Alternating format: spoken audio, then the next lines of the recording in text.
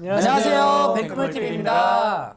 예, 안녕하세요, 미셸님. 네, 안녕하세요. 저번 주에 저희랑 같이 예산을 짜는 법에 대해서 공부해 보았잖아요. 네. 그 다음에 집은 좀 보고 오셨나요? 네, 집 알아보고 왔습니다. 알아봤는데 물론 여기서 딱 결정된 거는 아니고요. 그래도 후보지 몇 개는 제가 좀 찾아보고 왔습니다.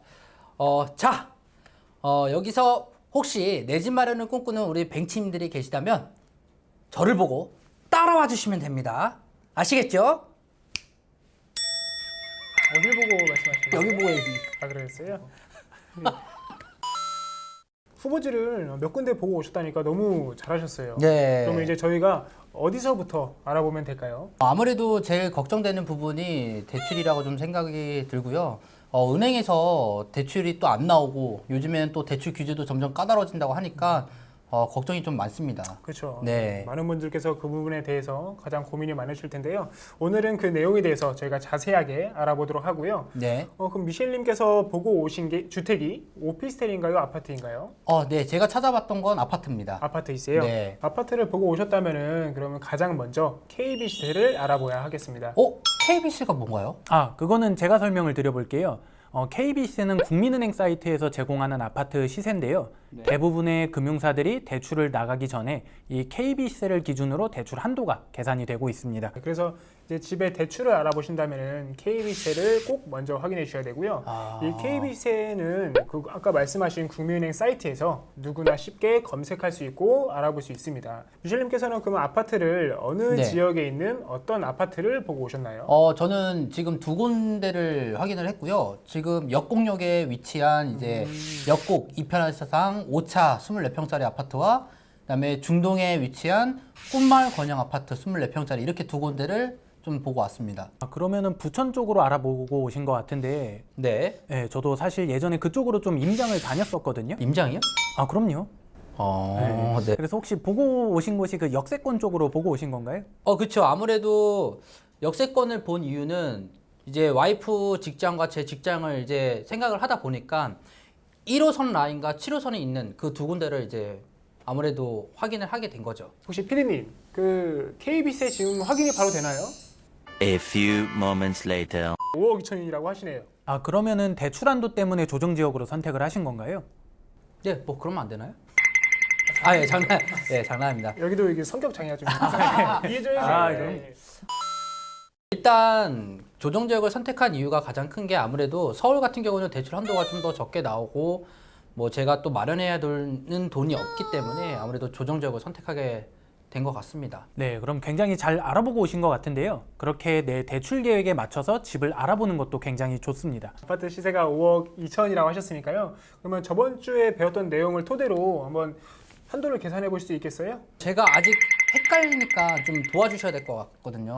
당연하죠. 저희가 도와드릴 테니까 일단 저희 뱅치님들도 들을 수 있게 한번 말씀 한번 해주시죠. 네, 조정 대상 지역 같은 경우는 이제 50%까지 대출이 가능하니까 저는 저번 시간에 실수요자 조건이 충족이 된다고 말씀해 주셨잖아요. 그죠? 그러면은 70%까지 대출이 가능하니 저는 3억 6,400까지 가능한 거죠? 네, 일단 70%까지는 맞습니다. 근데 이게 전액에 대해서 70%가 나오는 게 아니라 조정 지역 같은 경우엔 5억까지만 70%가 나오고 그 초과분에 대해서는 60%로 적용이 됩니다.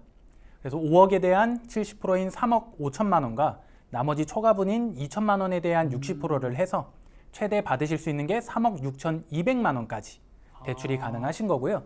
더 자세한 내용은 여기를 보시면은 조금 더 정확하게 확인하실 수 있겠습니다. 아무것도 없는데요? 이게 착한 사람들 눈에만 보여서. 좀 잘 보입니다. 그죠? 저기잖아요. 그죠? 보였네요, 저도. 잠깐 보였네요. 또 제가 이렇게 내용을 또 깜빡했네요. 예. 괜찮아요. 그럴 수 있어요. 저는 다 이해합니다. 그럼요. 네. 그럼 이제 3억 6,200만 원까지 대출이 가능하다고 했는데 미셸님께서는 그 자금으로 혹시 매매하시는 문제는 없으실까요? 네. 제가 뭐 1억 5천을 가지고 있으니까 3억 6,200 정도가 나온다고 하면 충분히 가능할 것 같습니다. 여기서 많은 분들께서 좀 놓치시는 게 있는데요. 매매가만 중요한 게 아닙니다. 기타 비용까지도 생각을 꼭 하셔야 됩니다. 예를 들면은 이제 취등록세나 아니면 뭐 법무사 비용, 아니면 복비 등 이런 내용들을 부수적인 비용들을 참고하셔서 꼭 여유롭게 자금을 준비하셔야 합니다. 그러면 얼마나 여유 자금을 좀 준비해야 될까요? 그런 계산식은 또 저희 이 선생님이 잘 하시죠. 아, 그럼요. 일단 제가 설명을 드릴 건데요. 취득세와 복비 같은 경우엔 인터넷에 취득록세 계산기, 복비 계산기라고 찾아보면은 쉽게 계산을 해볼 수 있습니다. 일단 5억 2천만 원 기준으로는 취득록세가 취득세가 1%, 그리고 지방교육세 0.1%에서 총 1.1%가 발생됩니다. 즉 5억 2천만 원 기준으로는 572만 원까지 나올 거고요. 복비 같은 경우엔 최대 208만 원까지 나오게 될 겁니다.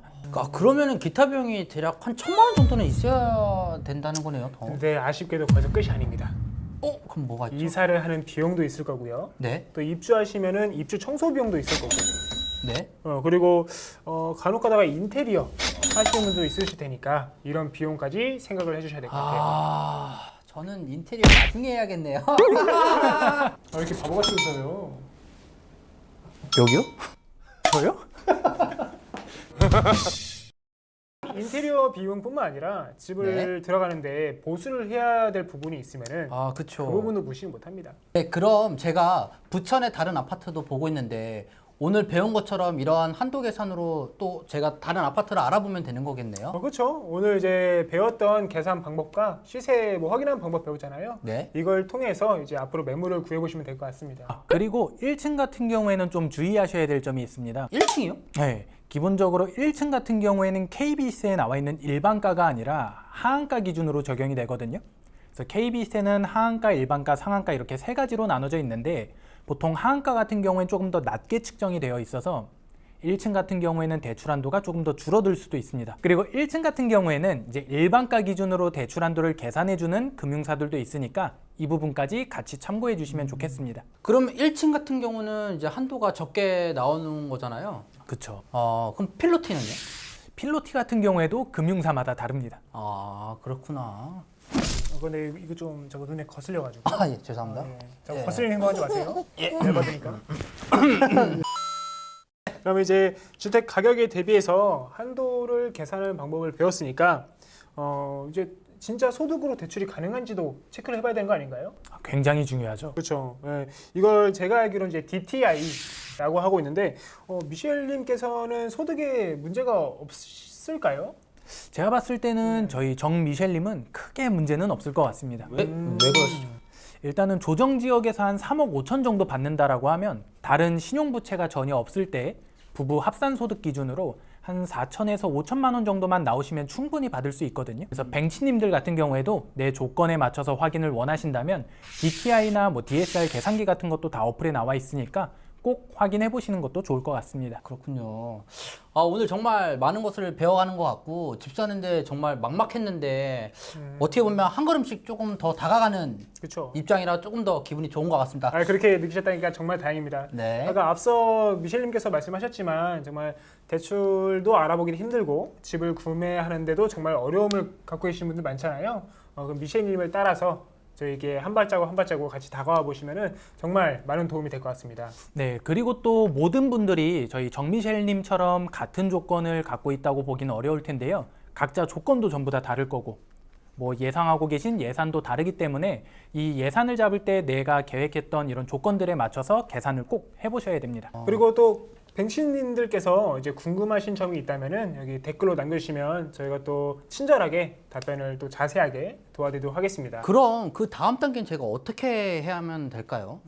일단 지금까지 아파트 시세 알아보는 방법, 대출 한도를 계산하는 방법뿐만 아니라 정말 기본이 되는 취득록세 그리고 복비 등등 배워봤잖아요. 이런 지식을 가지고 진짜 집을 결정하시고 그 다음에 대출 심사를 받아보시면 될 것 같아요. 근데 이제 대출 심사를 넣어야 되는데 일단 첫 번째로 어느 은행에다가 이제 심사를 넣어야 되는지도 모르겠고 또 은행별로 또 사이트를 들어가 보니까 중도? 거치? 모르는 용어가 태반이더라고요. 그러니까 이럴 경우에는 또 어떻게 해야 되는지도 너무 답답합니다. 그 부분이 답답하신 거죠? 네. 그 부분은 다음 시간에 알려드리겠습니다. 예? 그래서 다음 시간에는 이제 대출 금액을 결정해서 매달 납부하는 금액을 계산을 해보고 또 상환 방식이나 상환 기간 이런 선택하는 방법부터 고정금리랑 변동금리의 차이점 그리고 은행 대출 상품을 비교를 할 때 어떤 걸 확인해야 되는지 다 같이 한번 알아보도록 하겠습니다. 그럼 다음 시간에 배우고 대출 상품을 결정하면 되는 거겠네요. 네, 그러면 다음에 더 자세하게 배워보도록 하겠고요. 오늘은 이쯤에서 이만 영상을 마쳐보도록 하겠습니다. 벤치님들 마지막으로 구독, 좋아요. 알림 설정 부탁하겠습니다. 부탁드리겠습니다. 감사합니다.